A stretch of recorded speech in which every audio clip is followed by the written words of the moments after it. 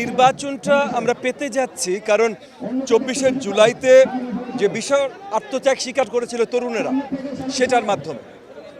তো এই বৃহত্তর এলাকায়, বৃহত্তর মোহাম্মদপুর এলাকায় যেই তরুণ এবং মানে উদীয়মান প্রাণগুলো ছিল, যেমন ফারহান ফায়াজ, যাদের প্রাণের বিনিময়ে আজকে আমরা এখানে আসতে পেরেছি, তাদের পরিবারের প্রতি শ্রদ্ধা জানানো, তাদের আত্মার মানে তাদের স্মৃতির প্রতি শ্রদ্ধা জানানো অত্যন্ত গুরুত্বপূর্ণ।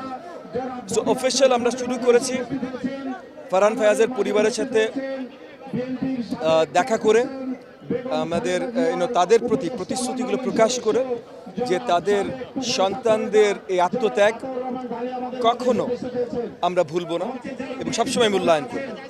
এবং এরপর থেকে আমরা আজকে প্রচারণার কাজ শুরু করেছি। এই প্রচারণার আয়োজনে আজকে এখানে জাতীয়তাবাদী চেতনা থেকে যারা আগে জাতীয়তাবাদী দলের সাথে ছিল, এখনও আছে, এরকম মানে সকলে মিলে একটা দোয়া মাহফিলের আয়োজন করেছে। এই দোয়া মাহফিলে আমরা এসেছি। ঢাকা 13 জনগণের কাছে আমরা প্রতিশ্রুতি দিয়ে যাচ্ছি যে ঢাকা 13 যতগুলো সমস্যায় জর্জরিত, সন্ত্রাস থেকে শুরু করে বেসিক নাগরিক সুবিধা বঞ্চিত, যে এই প্রত্যেকটার সমাধানে আমরা তাদের সাথে কাজ করছি এবং আগামীতে করে যাব। আগেও আমরা দেখেছি যে আপনি ভোটারদের সাথে কথা বলছেন, একদম আপনাদের যে লিডার যেভাবে মিশে যায় আপনিও সেভাবে মিশার চেষ্টা করছেন। সেই জায়গা থেকে এখন পর্যন্ত ভোটারদের কাছে কোনো অভিযোগ পেয়েছেন কিনা? দেখেন, আমি আসলে এই এলাকায় এসেছি কয়েক মাস আগে।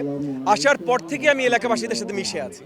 সো মানে মেশার চেষ্টা না ভাই, আমি মিশে আছি। আজকে জাস্ট যেহেতু অফিসিয়াল প্রচারণা, সো দলীয় নেতাকর্মী অনেক বেশি আমার সাথে ছিল, তার জন্য হয়তো স্বতঃস্ফূর্তভাবে যেভাবে আমি আসলে এলাকাবাসীদের সাথে সবসময় মিশি, আজকে একটু কম মিশতে পারছিলাম। বিকজ আপনি বুঝেন যে 5 জন থাকলে যেভাবে মেশা যায়, 500 জন থাকলে বা 5000 জন থাকলে একইভাবে মেশা যায় না। তো আজকে ওই 500-5000-এর আই গেস সুবিধাটা আমাদের ছিল।